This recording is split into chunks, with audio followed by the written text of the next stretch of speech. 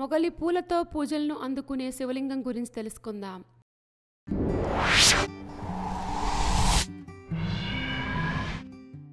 కేతకీ సంగమేశ్వర దేవాలయం. ఈ ఆలయం తెలంగాణ రాష్ట్రం సంగారెడ్డి జిల్లా జరాసంగం గ్రామంలో కొలువై ఉంది.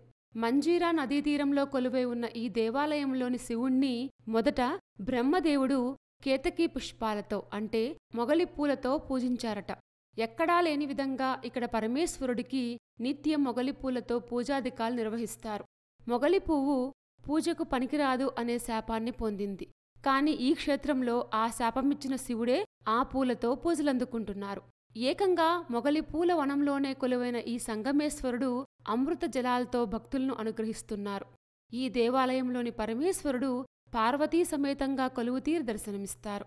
మరే ఆలయంలో లేని విధంగా ఇక్కడ శివునికి ప్రత్యేక పూజలు జరుగుతాయి. ప్రతిరోజు మొగలి పూలతో అభిషేకం నిర్వహిస్తారు. అన్న పూజ, తమలపాకుల పూజ చేస్తారు. భక్తులు చెరుకు ముక్కలతో కూడా ఇక్కడ అర్చన చేస్తారు. ఈ ఆలయం యొక్క స్థల పురాణం గురించి తెలుసుకుందాం. కేతకీ అనే అప్సరస కొన్ని కారణాల వల్ల ఒక ముని శాపంతో కేతకీ వనం అంటే మొగలి వనంగా మారింది.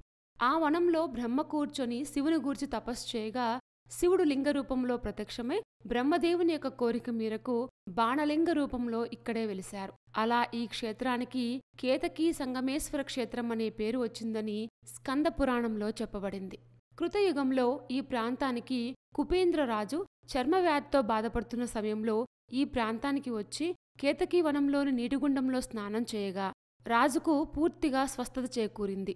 అదే రోజు రాత్రి సంగమేశ్వర స్వామి రాజు కలలో కనిపించి తానక్కడ ఉన్నానని తనని వెలికితీసి ఆలయాన్ని నిర్మించమని ఆదేశించారు. పరమేశ్వరుని యొక్క ఆదేశానుసారం రాజు స్వామికి ఈ ఆలయాన్ని కట్టించారు.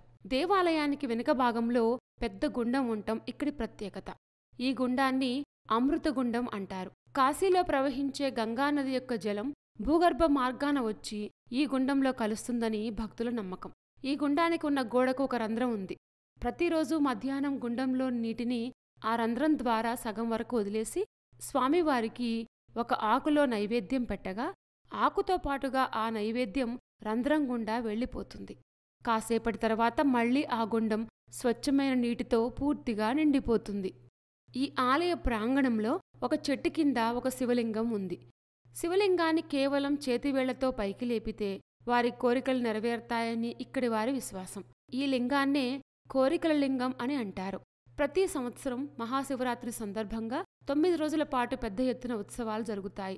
కార్తీక మాసంలో పార్వతీ పరమేశ్వరుల కళ్యాణం వైభవంగా నిర్వహించబడుతుంది. ఈ అద్భుతమైన ఆలయం జహీరాబాద్ పట్టణానికి 16 కిలోమీటర్ల దూరంలో ఉంది. మొగలి పూలతో పూజలను అందుకునే శివలింగం గురించి తెలుసుకున్నాం కదా. ఇలాంటి మరిన్ని విశేషాల కోసం మా ఛానల్ సబ్స్క్రైబ్ చేసుకోండి.